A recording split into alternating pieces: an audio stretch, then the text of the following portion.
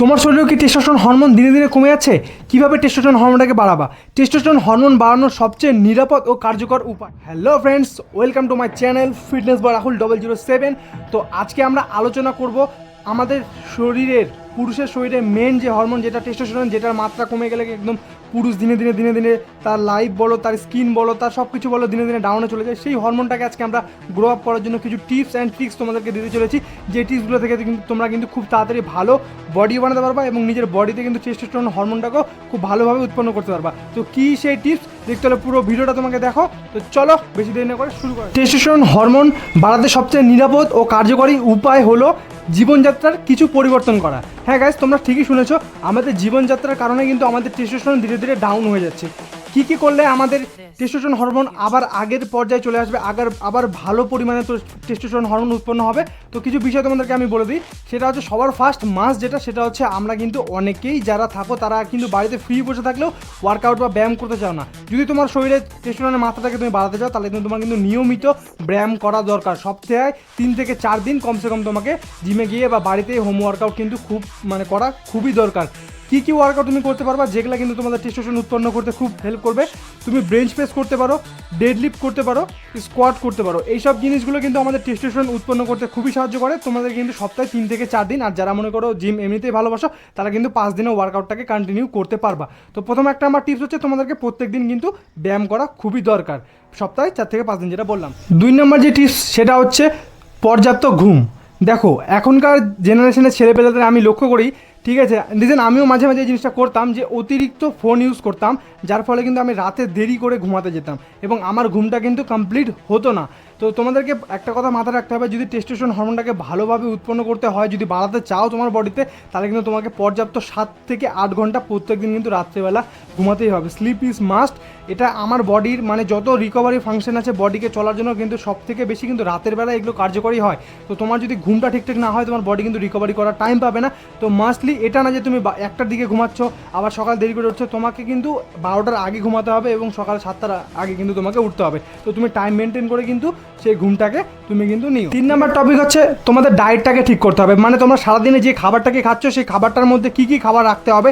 সবার ফার্স্ট হচ্ছে, যেটা মাস্ট, সেটা হচ্ছে তুমি জিম করো বা না করো, তোমার কিন্তু সবারই এই জিনিসটা দরকার। সেটা হচ্ছে প্রোটিন দেওয়াটা খুবই দরকার আমাদের বডিতে। তো প্রোটিন সোর্সের জন্য তুমি কিন্তু ডিম, মাছ, পনির, সোয়া চাংস, মুসুর ডাল, এইসব খাবারগুলোকে কিন্তু অ্যাড করতে পারো।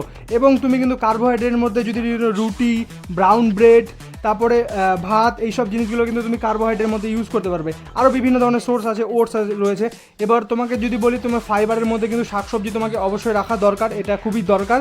তো এগুলো জিনিসকে রাখবে। এবং গুড ফ্যাটের মধ্যে যদি বলি, পিনাট বাটার অথবা চিনেবাদাম, এইসব জিনিস কিন্তু খাবার তোমার গুড ফ্যাটের জন্য রাখতে হবে খাবারের মধ্যে। তো এইসব খাবারগুলোকে তোমাকে রাখতে হবে, যেখান থেকে তুমি কার্বোহাইড্রেট, প্রোটিন, ফাইবার সব কিছু মিলিয়ে গুড ফ্যাট সুন্দর একটা ডায়েট তোমার তৈরি হয়। সেক্ষেত্রে কিন্তু তোমার ডায়েট যখন বডি ভালোভাবে পাবে, তখন কিন্তু তোমার বডিতে টেস্টোস্টেরন খুব ভালো পরিমাণে উৎপন্ন হবে। তো তোমাদেরকে ডায়েটের দিকে খুব ভালোভাবে গুরুত্ব দিতে হবে। এইসব জিনিসগুলো তোমাকে খেতে হবে। এবং যেগুলো খাবে না, সেগুলো হচ্ছে অতিরিক্ত চিনি জাতীয় খাবার একদম খাবে না, এবং বেশি যেগুলো তেলে ভাজা জিনিস, জাঙ্ক ফুড, কোল্ড ড্রিঙ্কস, এগুলোকে অ্যাভয়েড করে চলো।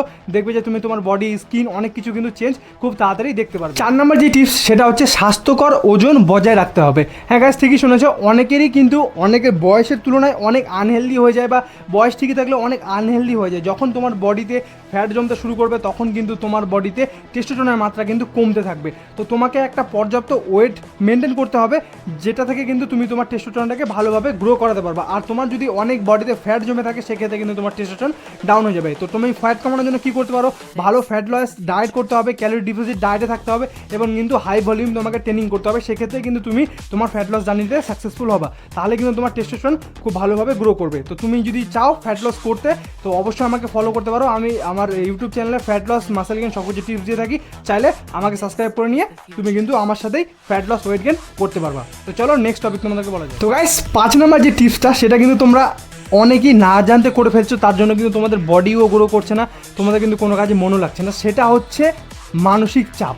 হ্যাঁ গাইস, ঠিকই শুনেছো, তোমার মাথায় যদি মানসিক চাপ থাকে, তাহলে কিন্তু তুমি তোমার নিজের ক্ষতি করছো অজান্তেই। কিন্তু মানুষের লাইফে অনেক রকম প্রবলেম থাকে, আমি সেটা ভালো করে জানি। তো কোনো না কোনো দিক থেকে সবসময় কোনো না কোনো চাপ চলে আসে, বাট তোমাকে টেনশন ফ্রি থাকতে হবে। তুমি যদি বেশি স্ট্রেস নাও তাহলে কিন্তু তোমার হরমোন ডাউন হবে, কারণ দীর্ঘমেয়াদী স্ট্রেস কিন্তু তোমার বডিতে কর্টিসলের মাত্রা বাড়ায়, যেটা কিন্তু তোমার টেস্টোস্টেরন হরমোন ডাউন করার মেন রিজন। তো তোমাকে কিন্তু ফ্রি মাইন্ড থাকতে হবে। এবার তুমি যদি বলো যে দাদা টেনশন কমানোর জন্য আমরা কী করতে পারি, তো দেখো তোমার পছন্দ মতন যেই সব জিনিসগুলো, যেমন তোমার যদি গান করতে ভালো লাগে বা যদি নাচ করতে ভালো লাগে, যেসব কাজে তুমি মজা পাও সেই জিনিসগুলো করতে, সেই সব জিনিসগুলো করো। অবশ্যই সেগুলো ভালো জিনিস হওয়া দরকার। এবং তোমাকে যে জিনিসটা কষ্ট দিচ্ছে বা স্ট্রেস যার জন্য তোমার টেনশন হচ্ছে, সেটাকে কমানোর চেষ্টা করো। যে ওই কাজটা আমার যদি সাকসেস হয়ে যায়, হয়তো কোনো কাজের জন্য বা যে কোনো জিনিসের জন্য, যদি তোমার মাথার মধ্যে চিন্তা আছে, চিন্তাটাকে কী করলে দূর হবে সেটার উপরে ফোকাস করো।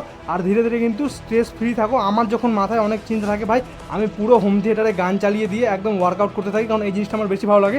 তখন কিন্তু আমার মাথা থেকে চাপ কমে যায়। দেখো চাপ সবার জীবনেই থাকে, বাট সেই চাপকে নিয়ে তুমি যদি সারা জীবন চলতে থাকো, সেই চাপ কিন্তু তোমাকে ধীরে ধীরে তোমাকে খেয়ে নেবে, ঠিক আছে? তো টেনশন এমন একটা জিনিস যেটা করলে মানুষ কিন্তু ভালো মতন খাবার খেলেও ধীরে ধীরে ভিতর থেকে একদম খোকলা হয়ে যায়। তো এই জিনিসটাকে তোমাকে কমাতে হবে, তাহলে কিন্তু তোমরা খুব ভালো পরিমাণে টেস্টোস্টেরন উৎপন্ন করতে পারবে। এবং তোমাদেরকে লাস্ট একটা আমি সিক্রেট টিপস দিতে চাই, সেটা হচ্ছে দেখো টেস্টোস্টেরন হরমোন বাড়ানোর জন্য কিন্তু আমাদের একটা ভিটামিন দরকার, সেটা হচ্ছে ভিটামিন ডি, যেটা কিন্তু কোনো টাকা পয়সা লাগবে না। তোমরা জাস্ট সকাল সকাল ঘুম থেকে উঠবা, আমি বলেছি 7টার মধ্যে ঘুম থেকে উঠবা, বাস সূর্যের আলোতে যাবা, ঠিক আছে? 10 থেকে 15 মিনিট তুমি যে টাইমটাতে ব্রাশ করো, সেই টাইমটাতে তুমি জাস্ট সূর্যের কাছে গিয়ে একটা শর্টস পরে খালি গায়ে দাঁড়িয়ে থাকবে।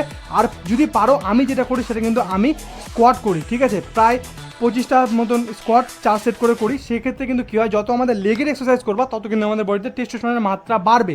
তো টেস্টোস্টেরন যখন বাড়বে, আমাদের বডি ভালো হবে, আমাদের ভালো ঘুম হবে, আমাদের কাজে ফোকাস বাড়বে, স্কিন কোয়ালিটি ভালো হবে, সব দিক থেকে তোমার ভালো। তো টেস্টোস্টেরন বাড়ানো খুবই দরকার।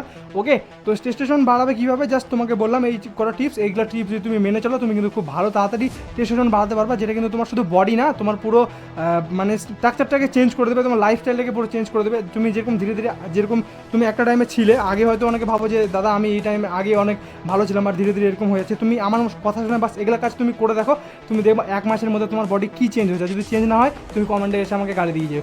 ওকে, তো এগুলোই তোমাদেরকে টিপস বলবো। এই টিপসগুলো ফলো করে কিন্তু আমি আমার টেস্টোস্টেরন হরমোনটাকে ধীরে ধীরে কিন্তু গ্রো করাচ্ছি। দেখতে পাচ্ছ আমার বডি কিন্তু ধীরে ধীরে ইমপ্রুভ করছে। হ্যাঁ, যে এটা হয়তো বেশি না, বাট ধীরে ধীরে করছে। তো চলো আজকের মতন এই অবধি, দেখা হবে অন্য ভিডিওতে লাস্ট। ওকে, তো কী টপিকে ভিডিও লাগবে অবশ্যই আমাকে জানিয়ে, তোমার ভাইকে প্লিজ সাপোর্ট করো। এখন থেকে আবার আগের মতন ভিডিও আসবে। তো টাটা, লাভ ইউ অল, দেখা হচ্ছে অন্য ভিডিওতে, বাই।